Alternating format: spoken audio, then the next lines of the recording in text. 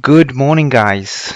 I hope you're having a wonderful morning and welcome to today's edition of the London Session Open or 600 seconds of trading as we call it.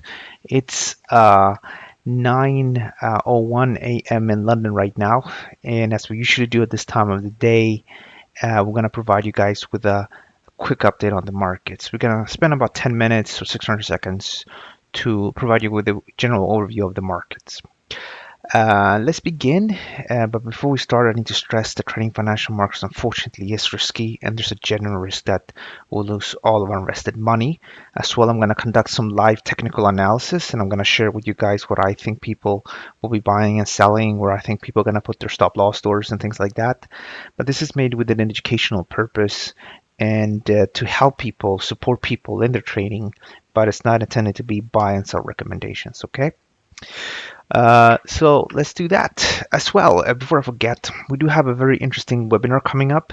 You might not be a super fan of cryptos, but if you want a bit of a shortcut and sort of at least be able to hold a conversation with people in the summer at the different barbecues and parties you might attend, then join us next week at 3 p.m. London time, as I'm going to talk with Ryan and Case from Kinesis, and he's a cryptocurrency expert, and Kinesis is a company itself that is looking to launch a crypto coin that is backed by precious metals. So we're going to be talking with an expert. We're going to talk about the top 10 crypto coins.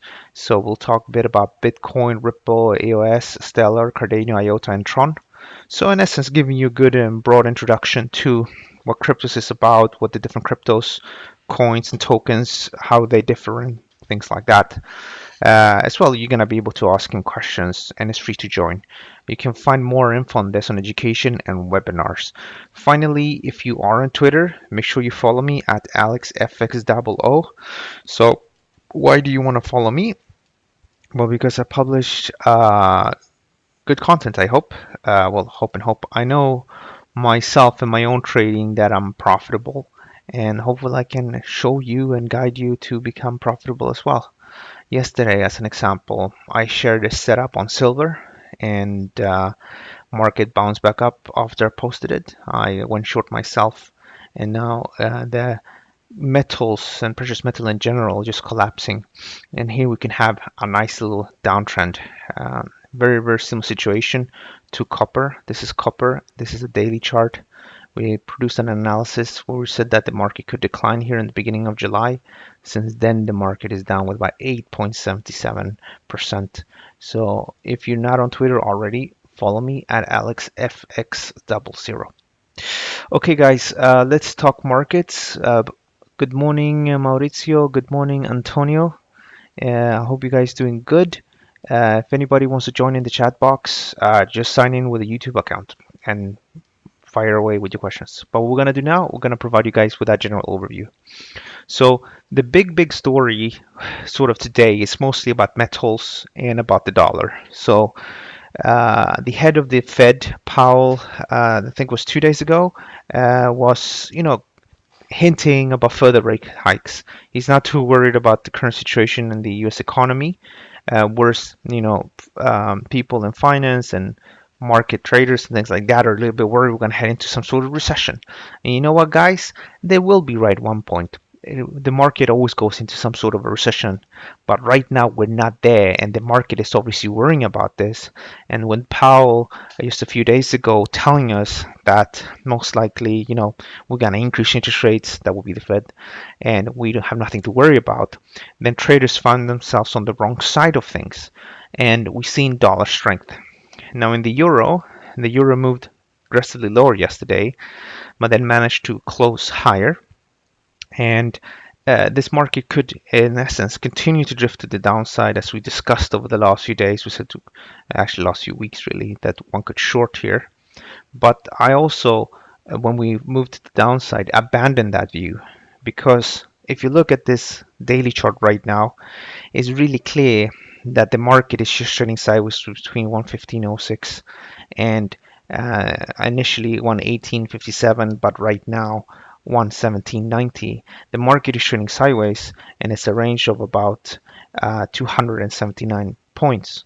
And if you look at the dollar index as well, it is trading sideways to some extent. This is a daily chart in the dollar index, and you can see that it's sort of in a bit of an ascending triangle. But at the end of the day, since May 29th, this market has been trading sideways. It doesn't have that nice strong bullish trend. Now, but because of all the macro, because of the stance of the Fed, because of the stance of the ECB, it would not surprise me if the dollar index breaks the upside, and that could cause something like the euro to break below the June low. But I don't want to pre-position myself for that move. I want to wait for the June low to be taken out, and then when that happens, potentially take a position on. Because right now, at the end of the day, it's still July, and August is next month, which means definitely less traffic. I would argue that half of Europe, if not almost everybody in Europe, would take time off. I'm quite sure the Americans as well are gonna take time off. Obviously, they don't have the same sort of paid holidays as they have in Europe, but definitely take a week or two off, which makes me think that we could easily trade sideways for longer. So I want to take a step back and accept the fact that this is a range and look for a break to the June low. The alternative, because things can change, will be a break to the July high. Now you have markets like the pound, which did try to break to the downside, and the market breached yesterday, and it looked to me like we were going to head lower. By breaching, I mean these levels here, which are from this is the November low, and here's the low from October last year. So if we trade to the downside here, we could potentially reach the August 12th low, August 17th, August 2017 low. Now we had an attempt yesterday, but that was actually the market bounced back up. However, though, I remain bearish as long as you trade below this trend defining level, which is 131.19, and it's yesterday's high, and I suspect this market could continue to drift to the downside. But the big action is right now, and you could potentially look into it. It would be something like silver. It could also be gold, which we talked about. You might remember a few days ago we said if gold breaks below 1235, then I want to be a seller. Well, I know some people went short here because you've been in touch with me. The market traded to the downside and is now at 1219 with the target at 1210. But obviously, if you look at something like silver, then maybe gold will continue to trade a little bit lower. My biggest issue though with silver is gold, sorry. So there's a lot of lows here. So I don't know exactly. Maybe people will just stop. The market might just stop to decline at 1204, but maybe we'll continue to trade to the downside. Unfortunately, we don't really know, and I don't really know, to be honest. But I can tell you this. If you're still short on the back of the setup here, then I suspect that you might potentially hit that profit target, and maybe I would say, but maybe by the end of the week, if not early next week, we'll be at 1210, and that's going to be the opportunity to book profits. I think it's potentially possible now as well to lower the stop to the breakout level on the back of the 4-hour, that is, because now we have this high and this high here, so there's no real need. Of course it can swing up and the markets will swing up, but I think at least if you're scalping trading short term, then I think now it's possible to just put it pretty much at the entry more or less. And I suspect if we just look at this chart, if the market sort of swings back up to this section here, so pretty much to the overnight levels, I think the market would look to resell here. The best entry though was this one up here. Okay, let's take a look now at Bitcoin. Bitcoin had a nice bullish move here 2 days ago. This market head, left, right shoulder, and breached the level, and the target for the head and shoulders is up here at 7,908, whereas just simple horizontal resistances suggest that around the June 3rd high of 77.84 will be a good opportunity to book profits. I think here going forward, I mean, we pretty much moved up to the target. Maybe goes a little bit higher, but I think it's a tricky situation here. I think this could probably head a little bit lower, and then maybe if we touch the breakout levels here, I would like to be bullish again. So the new trend defining level is this one, and instead of focusing on these lower highs, I suggest you focus on these higher lows. And the idea would be that if the market revisits the breakout level, then it could potentially head to the upside. Now, how about the long-term prospects of Bitcoin? Is this major low that a lot of people are waiting for? Maybe it is, maybe we'll be trading close to 9,000, but I have a feeling that that's going to be at 9,000. I think the market is not really ready to get very long this market because you had this bullish uptrend and then you had that massive decline and then you had that push here that fizzled out, and then you had this push here that fizzled out. So you have two. If you think about this one, you have 1, 2, 3 opportunities that fizzled out, and I think the market is pretty much aware of that. And because of that, I suspect people are looking at this and they say, well, I think this is going to fizzle out as well. With that in mind, I will be more.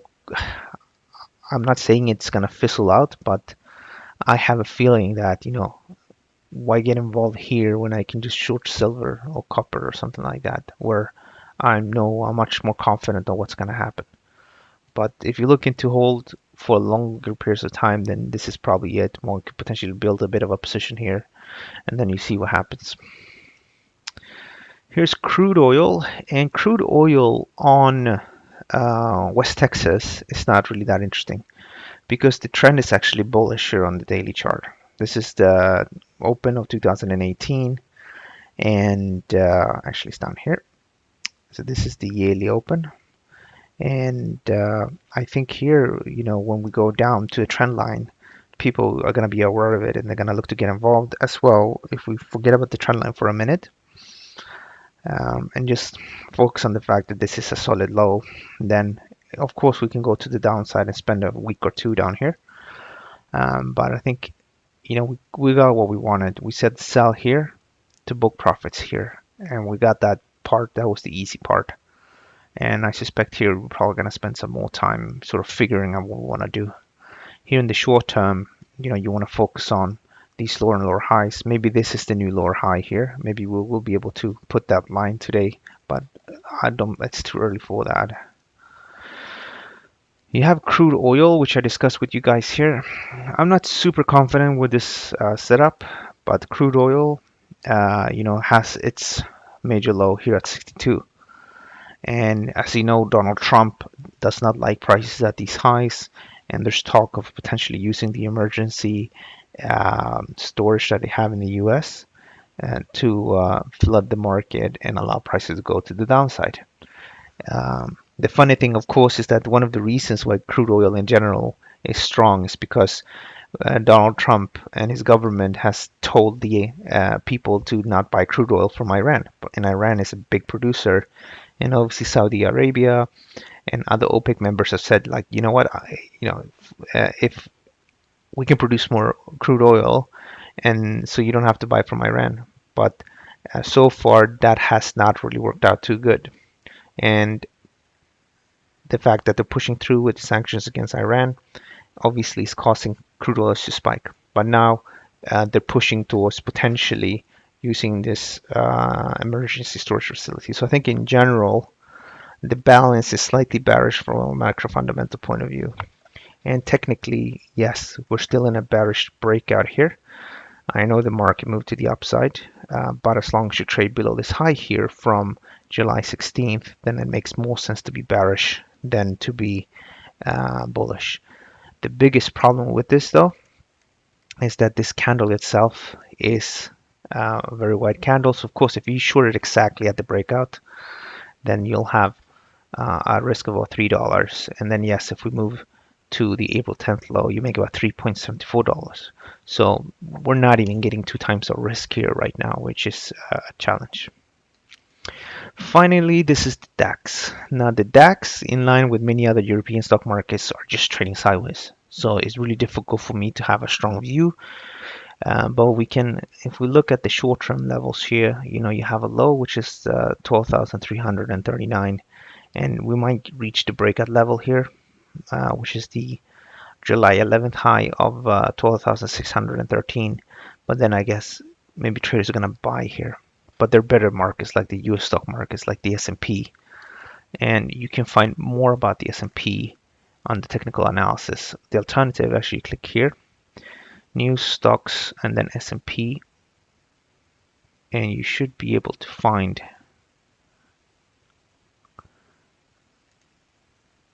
here's the S&P.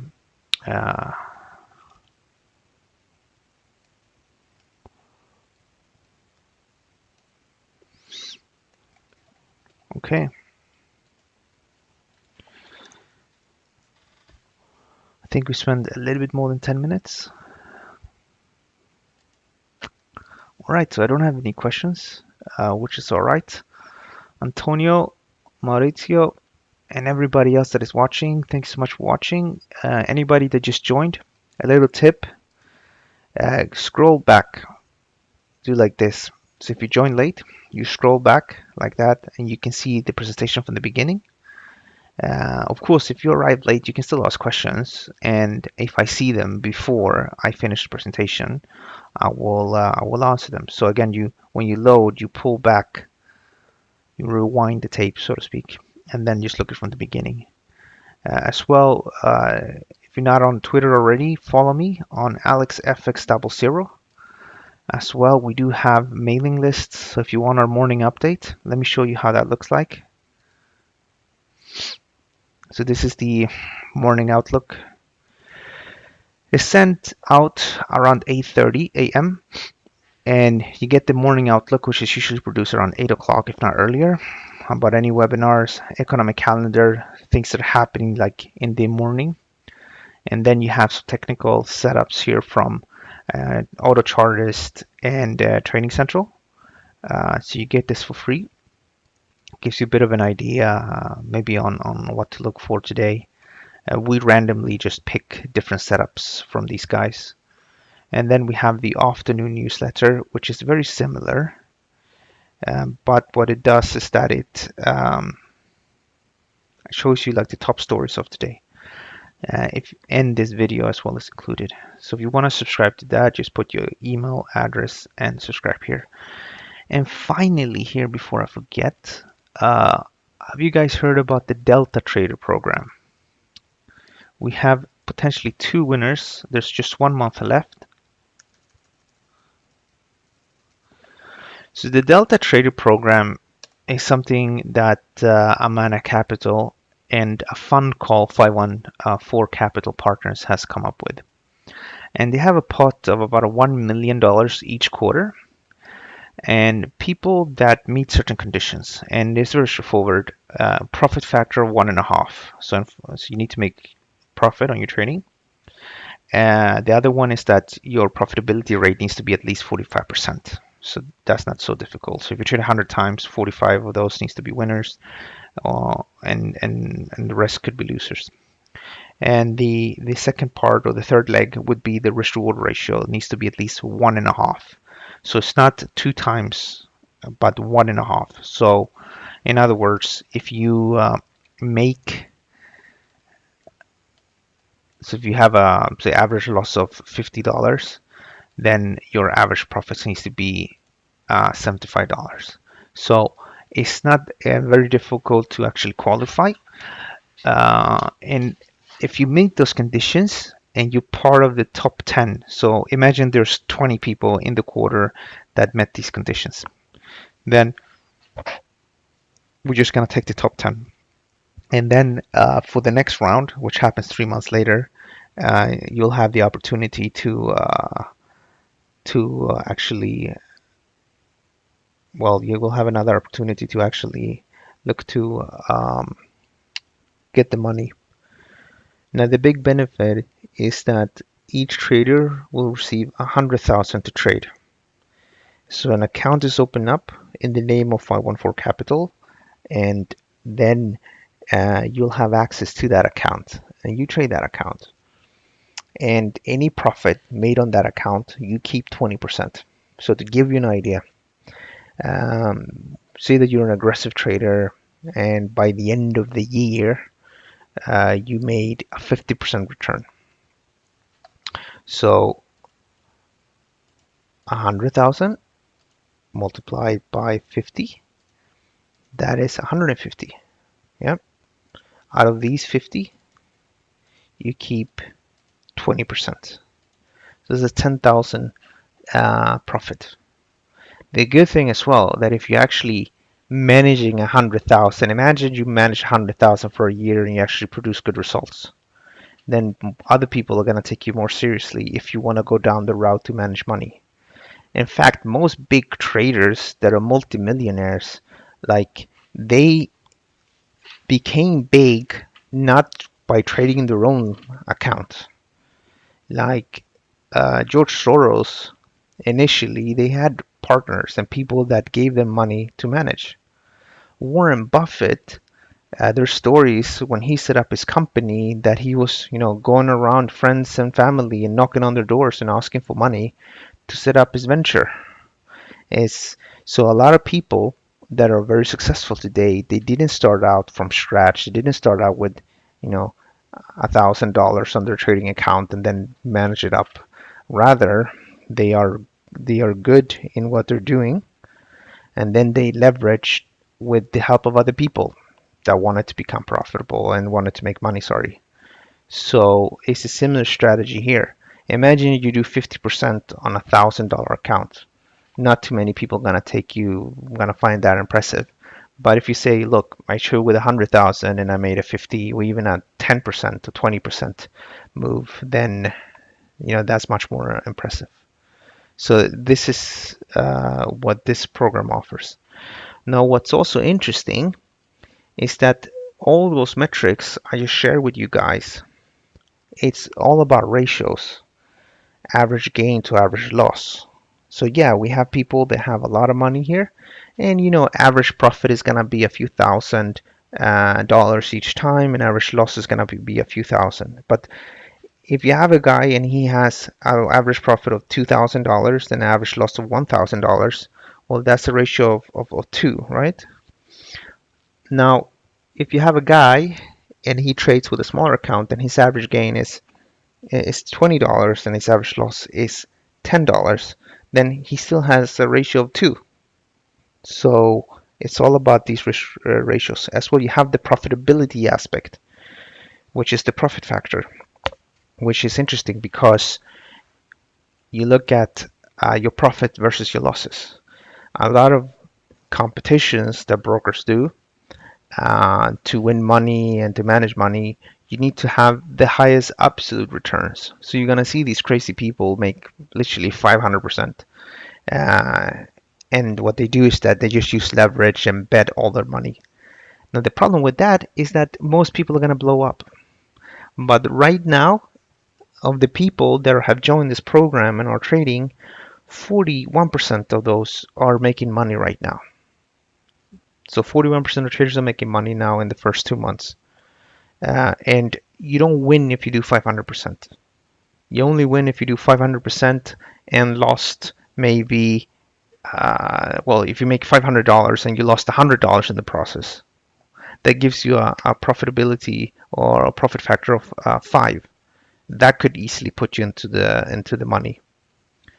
But it's all about the reward versus the risk, and which makes it very, very, very unique. So what's the catch then? Are they gonna just be handing out money to people on demos? No, of course not. For 512 Capitals to commit money, they want people to have traded and proved themselves on a real account.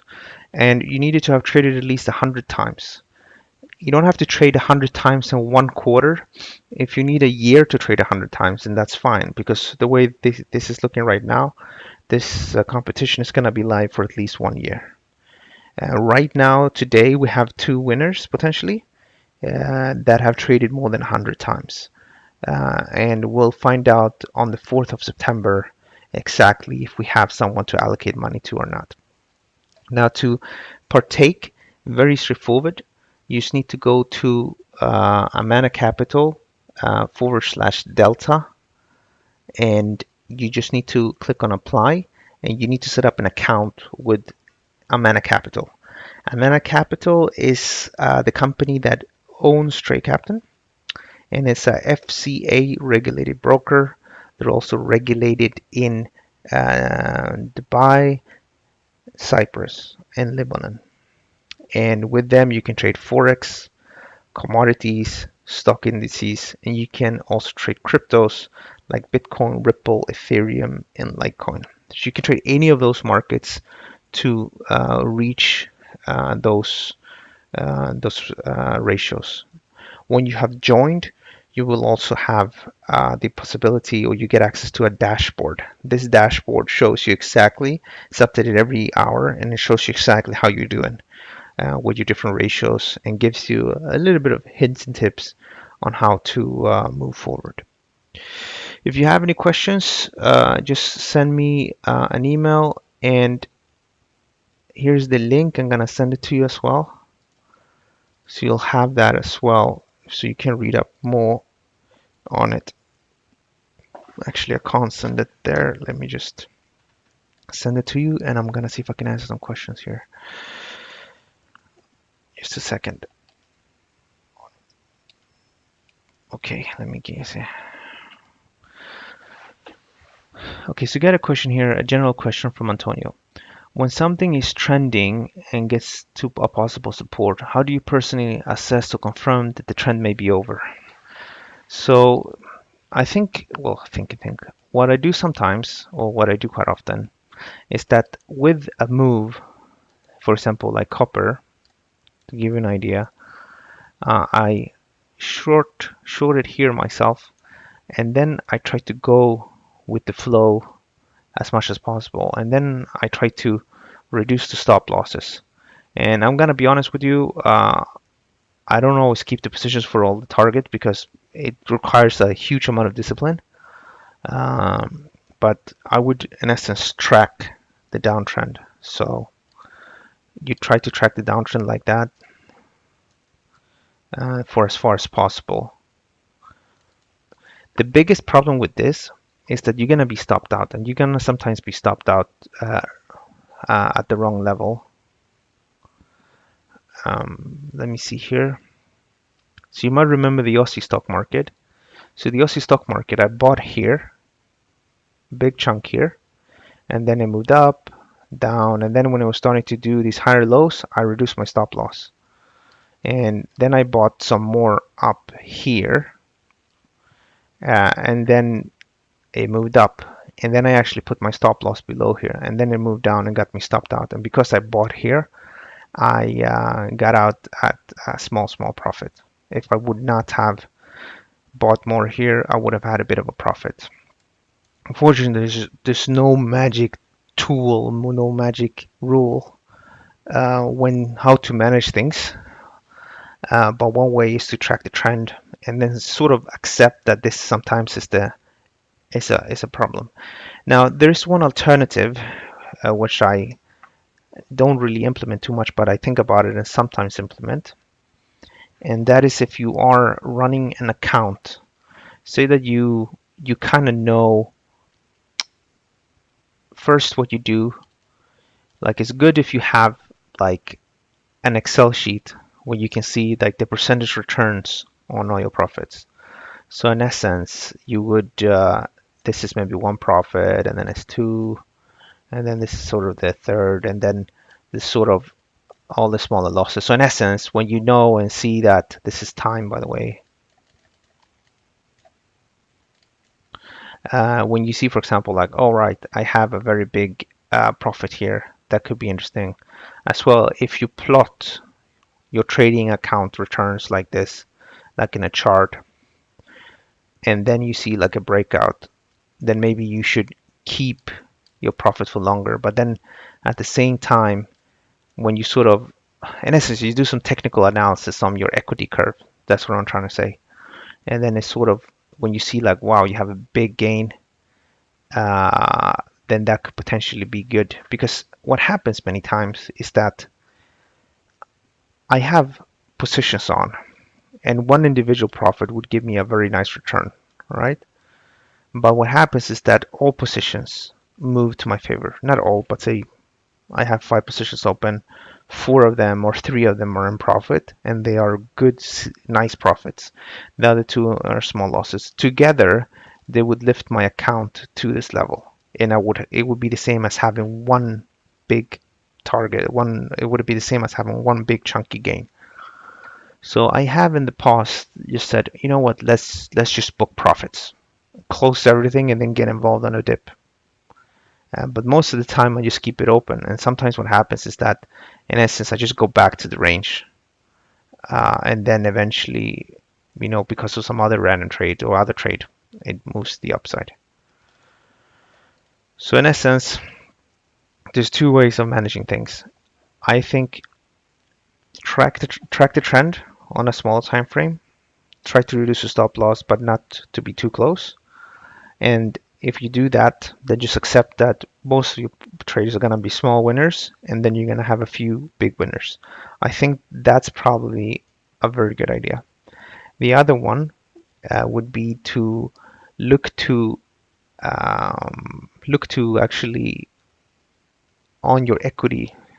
So you track, what is your average profit, what is your average risk reward, what your equity curve looks like, and then you trade on the back of that on your equity curve. At least that's something you can experiment. For example, I know that in the last month or so, if I would have done that 2 times, I would have been better off than where I am right now, because I had some nice profits in the Aussie stock market, had some profit in Turkish lira, I had some nice profit in platinum and in what do you call it, copper. And if I would have closed everything out and then got involved in the dips, it would have been very, very good. But that's the challenge of trading. Unfortunately, there's some randomness to the market.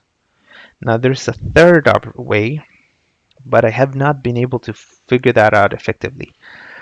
But some people, what they do, I would guess, when you have a big break, I'm guessing because I haven't actually met somebody that does that really good, but they have what we call like they put on a big position, say 10 lots, and then the market goes to the upside, and then maybe they'll sell like 3 of the lots, and they still keep 4 or 7, and then it goes down, they buy back those 3, and then it goes up, and then they sell those 3, and then they come down, and then they buy back those 3, and then it goes up, maybe sell 5 now because they're almost at their target, and then it goes down, and then they maybe buy 3 back, and then up here they sell everything. So they made extra money on these moves, but for me it's a lot of extra work that I don't really want to do, and I don't know exactly, I haven't seen proof on black and white that is something that really, really works. I know though that in the long run, or what I like, the alternative would be, keep your position, you bought on the breakout, and then you try to minimize your stop loss. So if you lose a little bit, and then you have the other one, which is, just buy, and then it goes good, and you hit bonanza. And then this one is sort of going to compensate for a majority of these. That's much more simpler to manage. However, though, mentally it's a bit of a struggle, because you'll have those big profits, and then I wouldn't say, if you have a big profit like this, obviously you don't allow the price to come back and lose your money, but you're going to have maybe less of a profit. But it's obviously not mentally easy to sort of give up like 66 or 75% of your profit. So there's different ways of experimenting, but you have those 3 that you can work with. Okay, guys. So I think we're gonna wrap things up. So in the case of gold, right? So in gold, we talked about it today, right? So actually, this is not gold. So in gold, if I'm short silver. I'm not short gold because I was in a meeting, fortunately. But for example, with gold, right? The first stop loss was here. This stop loss can now be reduced to this high here, which is 1236. So this entry is more or less at break even now. It is of course possible to reduce it to this level here as well, which would give you definitely a bit of a profit, but it's so easy to get to stop out. So what you want to see now, you want to see go up a bit and then lower again, and then you can probably reduce your stop loss. So the first step, reducing stop loss, we did that today here. And maybe what you can do now, you can just look at your account, and if you know that this is sort of, there's no hard strategy, but for example, if you know that this is a very good gain, then maybe that could be an indication it's time to step back.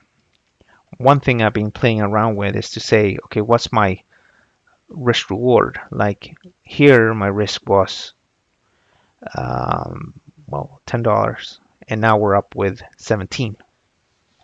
So if your average risk reward is 3, then yeah, maybe you should keep this for another $10. But if your strategy in general rarely provides more than 2 times your risk, then then this is the time to book profits. The question is now, though, as well, why does it just produce 2 times risk? Maybe you can keep a journal, which is very advisable, and use print screen stuff, save it, and then you do follow-ups on this. So when you trade it 100 times or even 30, 40 times, you look back and see how can I've made things differently. Okay, we're going to wrap things up. I want to thank you so much for joining. If you have any questions as well, you can send them to me via Twitter if you want to. And as well, don't forget to check out the Delta Trader program. There's not a big difference. The way it works is this: you trade with an MT4 and an MT5 account. And that account feels and it's exactly like your big broker account. And you just trade like you're doing today. And if you trade good, then you could potentially make money. Of course, if you're in England, you won't, unfortunately, Amana does not offer spread betting. So you have that challenge. On the other hand, you might potentially be making much more money here anyway, especially if you're trading with a small account. So it doesn't really matter. And at the same time, nobody's going to stop you from trading both accounts at the same time. In other words, your personal and this money, okay? But if you're in Europe or anybody else where you don't have spread betting, then it doesn't matter. You need to pay taxes anyway. So this trading with Amana Capital or trading with your current broker, again, this is zero difference because your big broker is probably going to be FCA regulated or Cyprus regulated, and Amana Capital is regulated in both of those jurisdictions. All right, guys, have a good day. And catch me tomorrow. Don't forget to like the video. Click on it, and then you hit the like button down here. Cheers, guys.